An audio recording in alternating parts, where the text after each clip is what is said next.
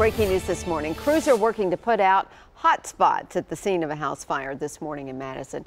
News Channel 5's Blake Rosnowski joins us live from Williams Avenue this morning. And Blake, do we understand yet how this fire may have started?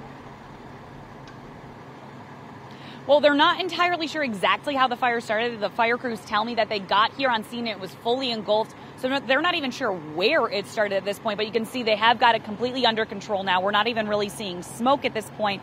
They do tell me, though, this could be considered suspicious at this point because not only was the home not occupied, but the electricity was turned off inside. So obviously that is a bizarre scenario where there's no electricity, so there's nothing like that that could spark a fire inside. So they're telling me actually they may be sending in some fire dogs to actually go through and work to see if they can figure out if maybe something like accelerant may have been inside or anything like that.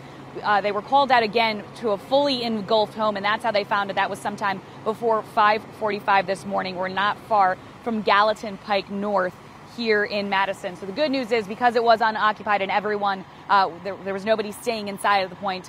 Nobody was hurt in this. At this point, we have not heard of any firefighters who have suffered any injuries as well. So now just working to get that completely out, get out all those hot spots, and then hopefully figure out what exactly sparked all of this morning. Live in Madison, Blake Rosnowski, News Channel 5.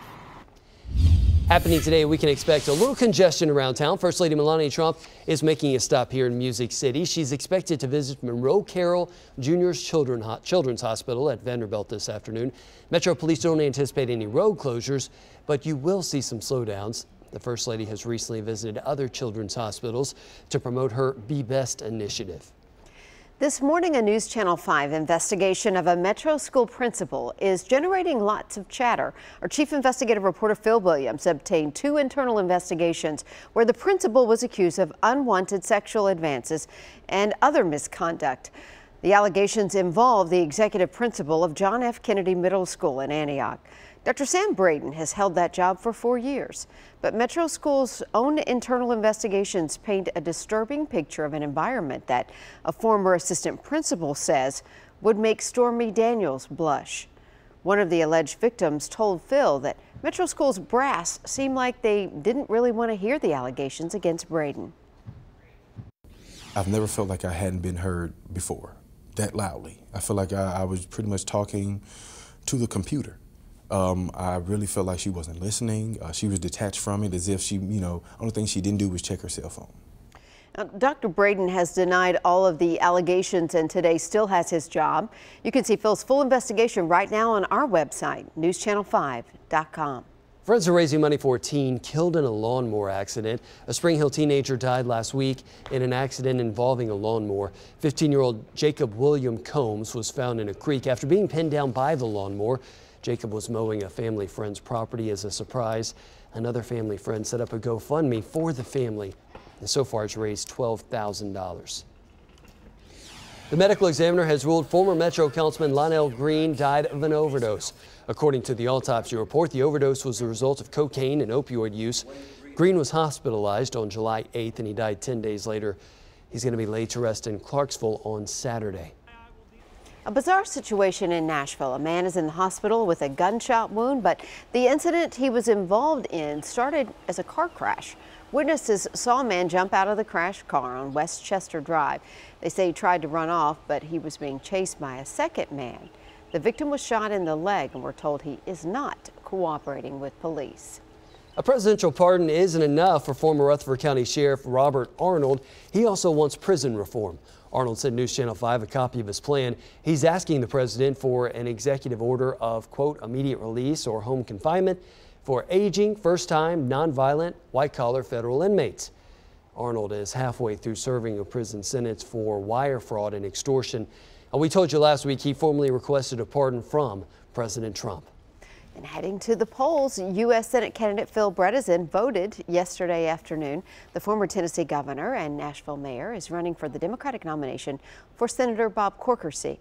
He's expected to beat out Gary Davis and John Wolf in the primary and will likely face Congressman Marsha Blackburn in November.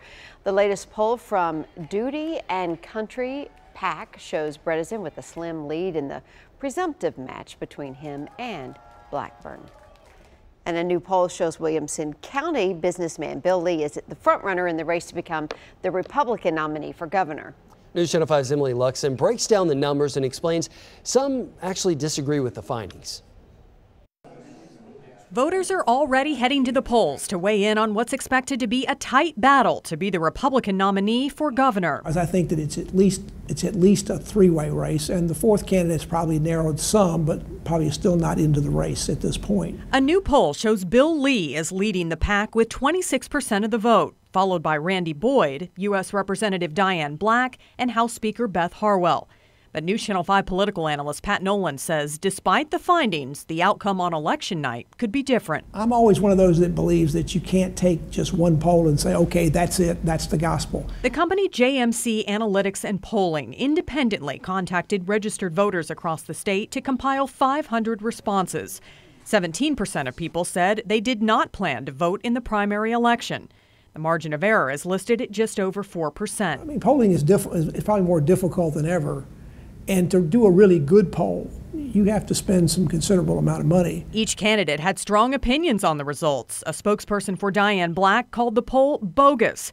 A representative from the Randy Boyd campaign described it as deeply flawed. Bill Lee says he feels great about his campaign so far, and Beth Harwell said she feels her numbers are surging. Nolan says one thing is clear, the race is too close to call. It's too volatile at this point to make a prediction. I talked with the president of JMC Analytics. He says the poll was done independently and he stands by the results. However, documents show an indirect link between Bill Lee's campaign and the polling company. Lee's campaign paid out about $300,000 to Victory Phones and Ad Victory LLC. JMC Analytics uses both companies to do their polling. However, it's unclear if the companies were used for this particular poll. Reporting in the newsroom, Emily Luxon, News Channel 5. The bird boom is taking place all around the country, and in Nolensville, it's no exception. The town looks a lot different than it did a decade ago. Anyone who's been around will tell you the highlight was the Sonic opening near the Piggly Wiggly and the Dollar General, but Realtor.com just listed Nolensville as one of the top 10 fastest growing suburbs in America. More than 8,000 people have moved there over the past 5 years, leaving the town searching for ways to ease those growing pains. I think we need to look at what does it look like to diversify our housing options. I think we need to look at new opportunities on affordable housing and see what that feels like. There are more than 10 neighborhoods being built right now in the town, and Nolensville High School opened in 2016 to accommodate the population boom. They'll have their first class graduate next year. And work on Nashville's indoor drive-in movie theater is brought to a halt. We first brought you plans for the 1960s style August Moon Drive-In last February. The $6.5 million venue was supposed to open this spring, but work hasn't even started. Designer Michael Count says he was approached about creating a similar concept in Pigeon Forge, and those discussions slowed down progress for the East Nashville site. Count says crowdfunding may happen soon.